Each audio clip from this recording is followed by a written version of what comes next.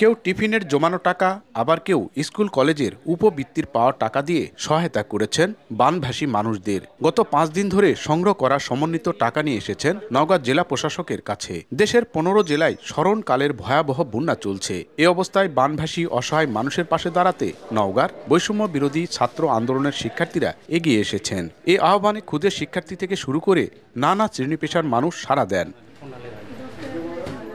সংগ্রহ করা এসব অর্থ ব্যাগে ভরে বৃহস্পতিবার নওগাঁ জেলা প্রশাসক ভবনে আনার পর দলবদ্ধভাবে চলে গণনা। মানবিক এই আহ্বানে এগিয়ে আসে শিশু থেকে বয়স্ক।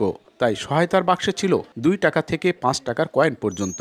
গণনা শেষে এসব অর্থ প্রধান উপদেষ্টা ত্রাণ তহবিল আনুষ্ঠানিকভাবে তুলে দেন বৈষম্য বিরোধী ছাত্র আন্দোলনের শিক্ষার্থীরা। আমরা তো ঘরে বসে থাকতে পারি না, এই জন্য আমরা অক্লান্ত পরিশ্রম করে দিনরাত এভাবে টাকা সবার থেকে নিয়ে আমরা তাদের কাছে সহযোগিতার জন্য পাঠাচ্ছি। আমাদের আজকে এখানে আসার একটা উদ্দেশ্য যেন এই বন্যার্থ মানুষের পাশে দাঁড়ানোর জন্য অর্থগুলো আমরা সংগ্রহ করছি, এই সংগ্রহটা যেন আমরা বন্যার্থ মানুষের এলাকাগুলোতে যেন পাঠাতে পারি।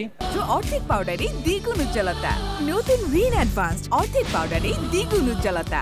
15টা জেলায় যেভাবে বন্যা কবলিত মানুষ এত খারাপ একটা অবস্থার মধ্যে আছে, অনেকে মারা গেছে, অনেকের ঘরবাড়ি সবকিছু চলে গেছে। আমরা চাচ্ছিলাম যে তাদের পাশে থাকতে, তাদের একটু সাহায্যের জন্য আমরা আমাদের নওগাঁ জেলা থেকে সকলে একটু হাত বাড়িয়েছিলাম। আমাদের উদ্যোগ নেওয়ার কারণ এটাই যেন আমরা বন্যার্থীর মাঝে দাঁড়াতে পারি, তাদের হেল্প হয়।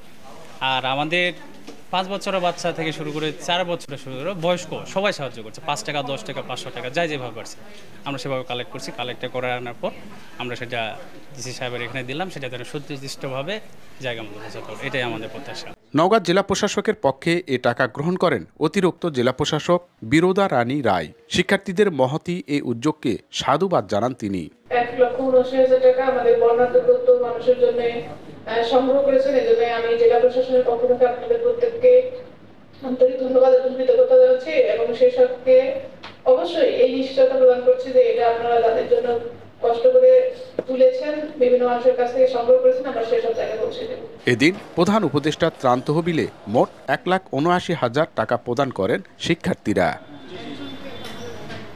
এমআর রকি, সময় সংবাদ, নওগাঁ।